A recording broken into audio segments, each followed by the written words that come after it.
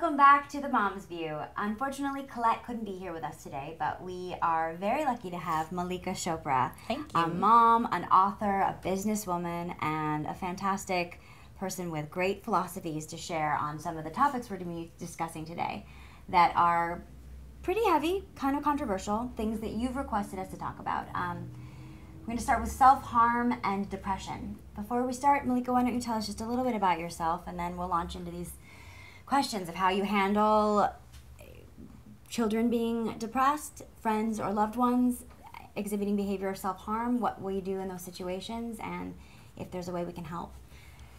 So I'm a mom. I have two girls. Tara is 10 and Leela is 8. And I have a pretty traditional background, I think so, but I grew up, my father's the well-known author Deepak Chopra, so I grew up you know, surrounded by people who were on a journey of self-discovery and exploration. My background is pretty traditional education. I did an MBA from Kellogg. Work experience, I launched MTV in India. I've done a lot in media. So, that's not traditional. That's cool. And I have 2 books, which we can talk about later as well. But my passion is really talking about parenting from a conscious perspective, and that's what I've done in my books and my work, which is about intention. And now we're launching a new YouTube channel called The Chopra Well. So, the new YouTube. Yeah, so please subscribe to The Chopra Well. When did it launch? We launched in July, so mid-July, and so it's a great new experience, and we're loving it. So it features me, but my father, Deepak Chopra, a lot. My brother, Gautam Chopra, and then we're bringing together experts in health, wellness, spirituality. So a lot of the topics that we are talking about today, hard topics, and how do you kind of find spiritual solutions to them. That's cool. I was actually lucky enough to be on a couple episodes of our intent shows. Right. So thank you. Yeah, we so much so fun. 30 Days of Intent, we have 2 people who are basically going through a spiritual makeover show. Oh, wow. And I think you visited on some of them. So yeah, thank it you was for so that. much fun. Yes, Thank my you. pleasure. What's next? And if you could sum up, I know probably a complicated series of philosophies about life. If you could just give us a summary of the core principles that you've been living by and that your father espouses. Could you know, I learned how to meditate when I was 9.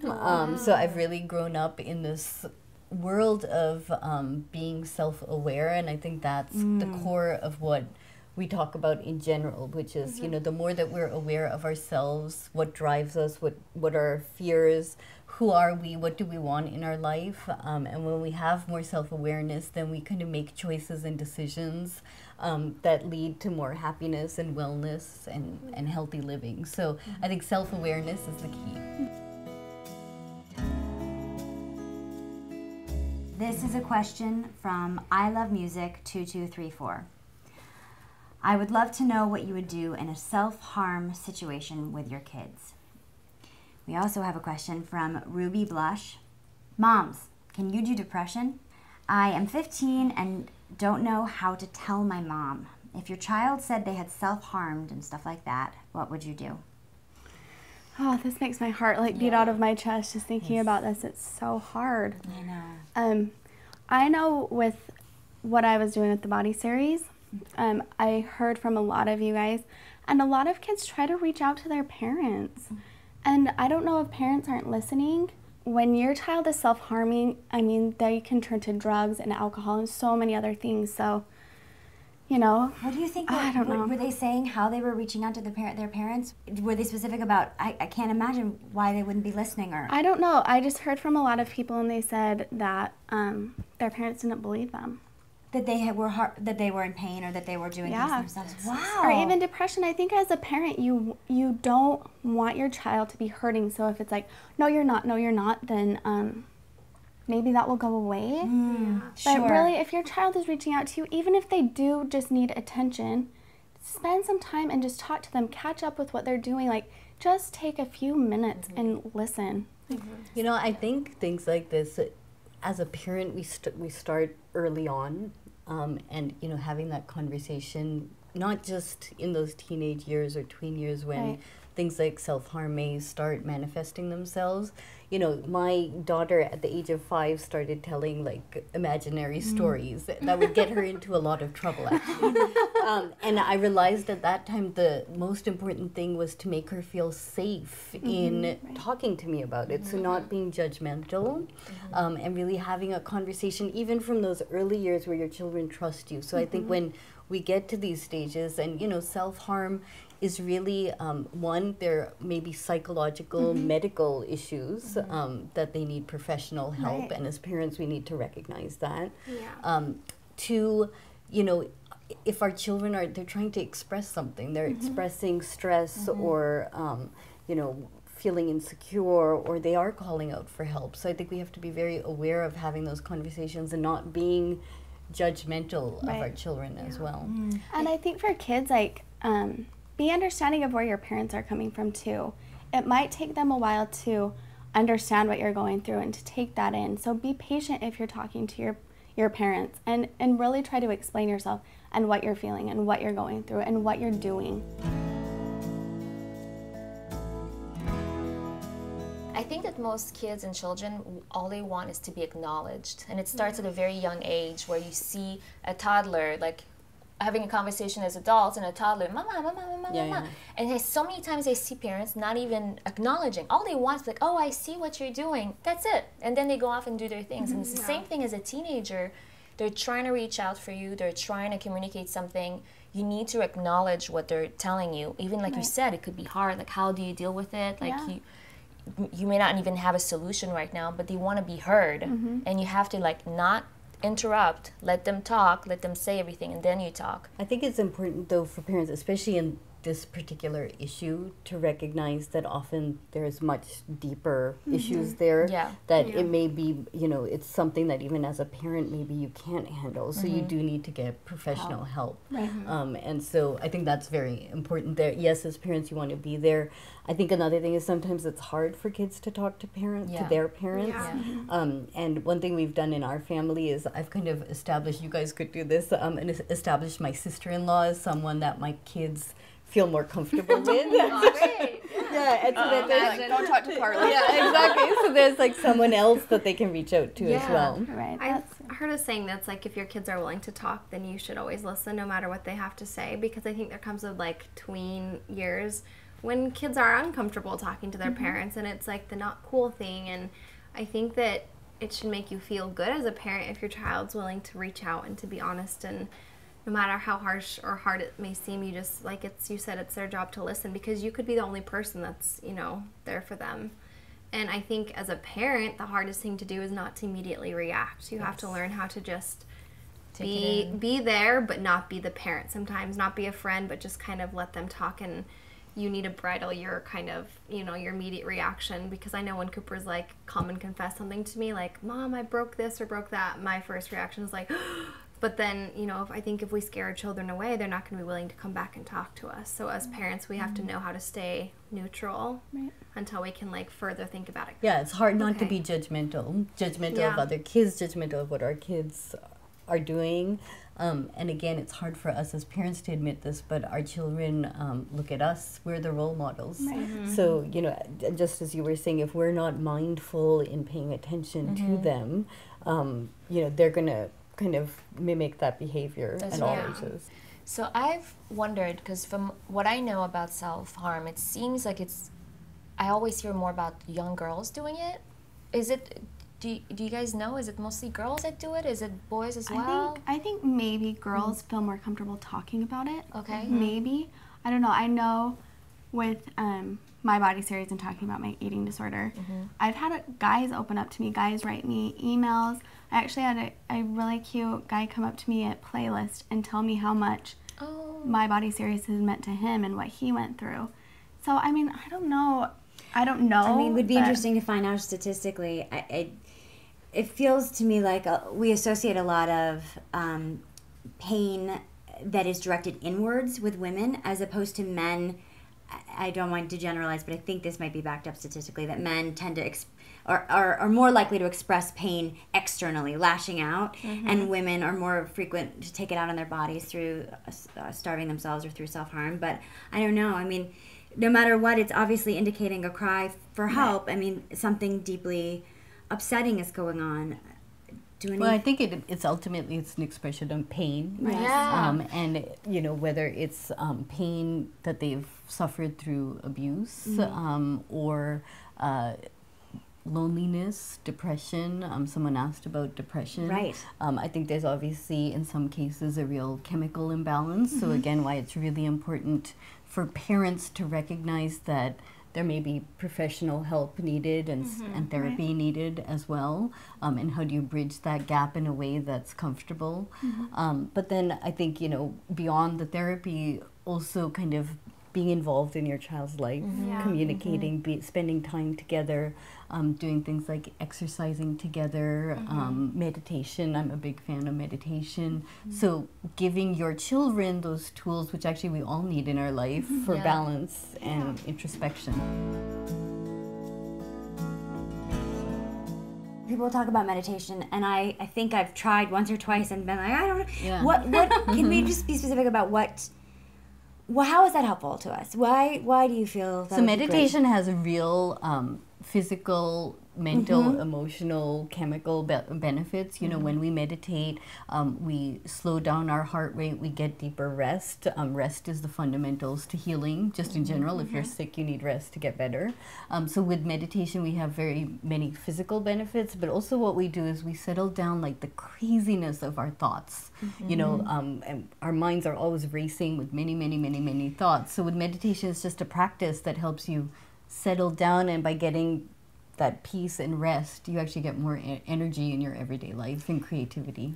Is it more of a disconnect from what's happening in your life, or is it more of an acknowledgement of what's happening in your life? So it's not really disconnecting, because you're actually connecting to yourself.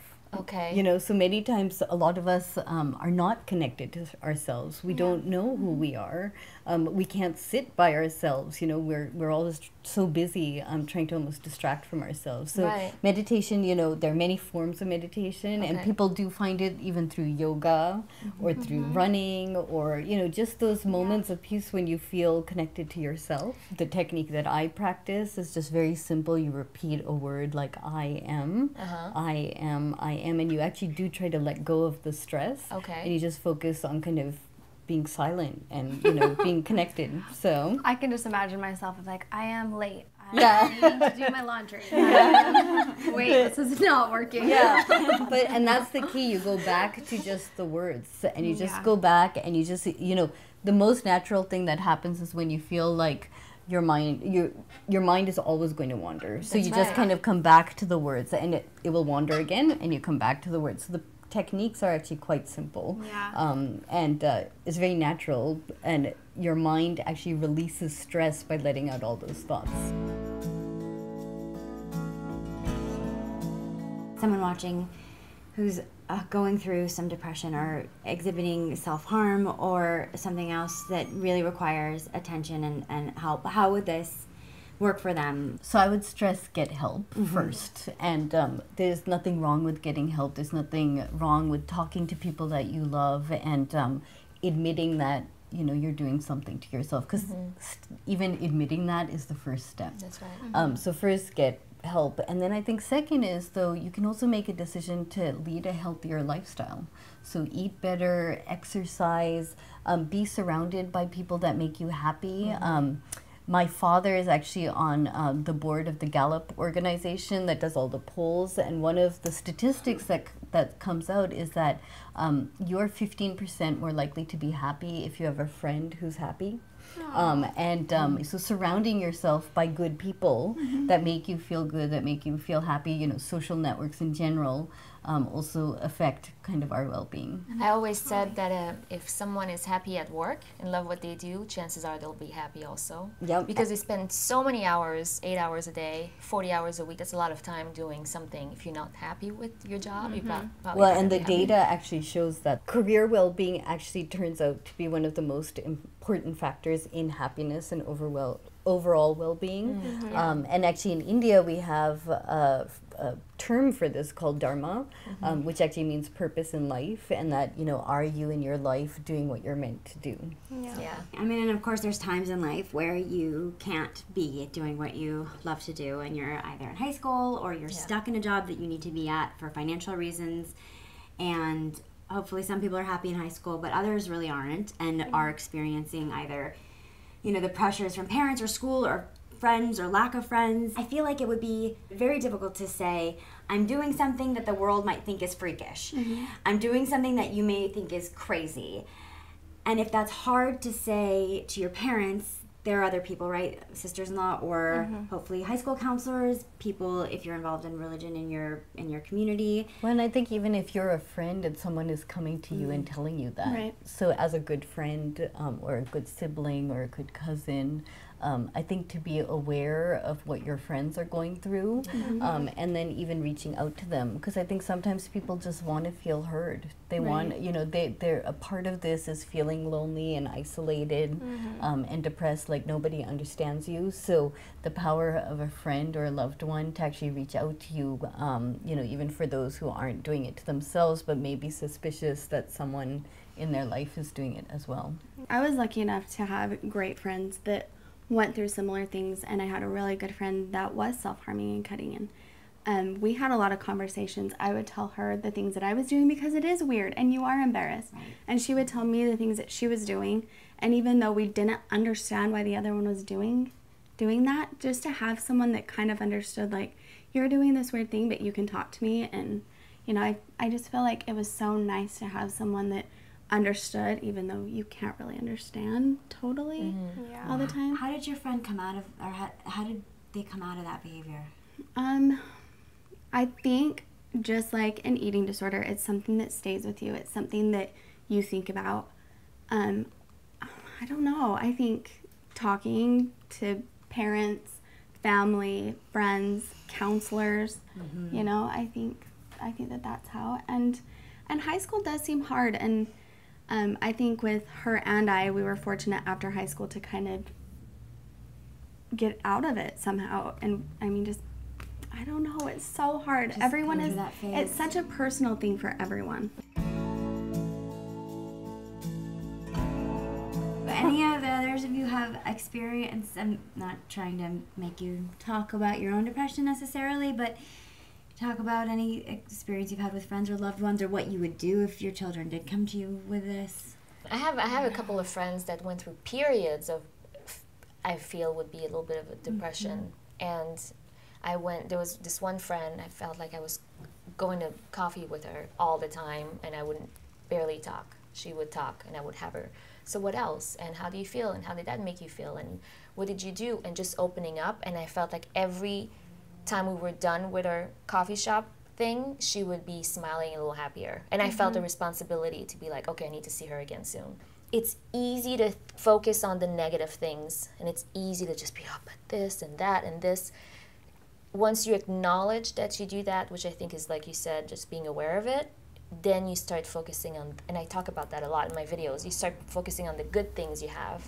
Because at the end of the day, when you go to bed and you think about all the things you have and all the things you don't have, you have more than what you don't have. But it's, I mean, I could see how it's hard. When you're in it, you're in it. You might not think Absolutely. that. And by the way, it's totally natural. Yes. I mean, that's the thing. I think we all go through phases of ups and downs, and people go through certain phases where they will have more depression. Often it is maybe chemically induced as well. So again, all those healthy habits or seeing a professional at times may be important. But I think the main thing is it's not that it's abnormal. Right. It's very normal. Right. I feel like when you internalize things like problems and stress, that's when your body starts reacting. Like maybe you'll sleep more, maybe you'll lose the a desire to go work out or to, you know what I'm saying? So even if I feel bad, because I feel like I'm very lucky to have good friends and people around me, so it's easy for me to be like, here's my problems, what do I do? But I don't think everybody is blessed in that situation. Maybe I'm wrong, but maybe even writing those down is a way to vent and to source that and to kind of just channel everything that's going on inside to putting it maybe on paper. You know, there are rituals even where you will write down everything and then you rip it up and you burn it and you let it go. Totally. So just making a ritual of something and writing down is a very actually practiced ritual. It's a good one. Yeah. I think something else to keep in mind is that someone can be suffering with depression and you would never know it. Yeah. I think my parents had a hard time when they found out I was struggling with an eating disorder because I seemed happy. They had no idea because I felt happy at times, but then I hit low points where I was depressed and I shut everyone out. But my parents didn't realize that because I didn't make that aware to them. And I think same with friends. I had a lot of friends who didn't know. Because you can still seem happy. I'm not an expert in eating disorders or self-harm, but I think a lot of it times it's also an expression of control and having control in your life. And again, you know, because we are living in a world often where we don't have control over so many things, so this is one way that we can control. And we just need to remember that we really can hurt ourselves and harm ourselves. I mean, I do know of a situation where someone did, you know, self-harm herself and accidentally died from it. Right. And so, you know, we need to really recognize for those who are going through pain like that to get help. And that's why if your child comes to you and they're telling you this, they might seem happy, but they're coming to you at a time of weakness, so always listen. And I'm a big fan of involving high school counselors too. Yeah. I mean, people do have churches or you know religions that they can rely on their spiritual leaders there. But if they don't, I in high school I had a friend who was struggling with his sexuality, and a couple of our friends, I was so frizzy-haired, acne-ridden, super cute in high school girl. So I had my misfit friends, and a few of us girls were really concerned about him hurting himself, and he was not in a position to talk to his parents about feeling that he might be gay, and we struggled so much. And we turned to our high school counselor, and it was one of the best things that we did. When matters of life and death, when it really becomes so serious, I feel like we really all have to just brave it and ruin the friendship but save the life, you know? Yeah. And he did what he needed to do, but we had the support of an adult. We didn't have to feel we were taking that on ourselves at 14. And I don't know, I think if you're worried for a friend or for someone else and there's nowhere else you can go, there's someone there to talk to. Yeah. And you should feel safe in knowing that it is their job to keep things very professional. And I mean, we had people, I felt like our counselor at the school I worked at did a very good job about like ideas the children could have with activating their parents without necessarily always involving them. But I mean, if it is like a dangerous issue, I think that they have a really good step and process system and a way of involving people in the right manner, and so that kids aren't like so freaked out about. Well, and I think you'll realize also people and kids may realize that they aren't so different, that other people have gone through similar things, and even that is sometimes eye-opening. Yeah. Thank you so much for being here. This has been a really great. amazing conversation. Thank you. Thanks. And we want to encourage you all to go check out the Chopra well on YouTube. Mallika also has an online community called intent.com. Tell us about that while I pull out your book. So intent is something that I grew up with, and I think is actually relevant to this discussion, is that, you know, we start a path of healing or a path of getting whatever we want in our life by first saying what we want. So intent is really about people sharing their dreams and their aspirations and then creating community around that. So That's awesome. yeah, it's great. She's also written a couple books. Yeah. Just for to make us realize we have a lot more to do with our lives. So yeah, my books are, one is called 100 Promises to My Baby and 100 Questions from My Child, and they really are about this. How do we become conscious parents? How do we engage in conversation with our children and also go on that journey of self-discovery together? That's awesome. great. Love that. So Yeah. beautiful. So for our giveaway today, we are giving away signed copies of these books by Mallika, as well as her online meditation course. If you're curious about meditation and want to know more, you can begin this course actually with Mallika online. And some beautiful mala bracelets to meditate with or wear as you wish. What you need to do to win this giveaway is go to our Facebook page and answer this question. Mallika. How do you relax and let go of stress? Good one. good one. As always, leave your questions and comments below. Tell us what you think, what else you want us to talk about, and thank you so much for being here. Thank you. Mallika. Thank you so much. Thank This you. was fun. Bye. Bye. Bye.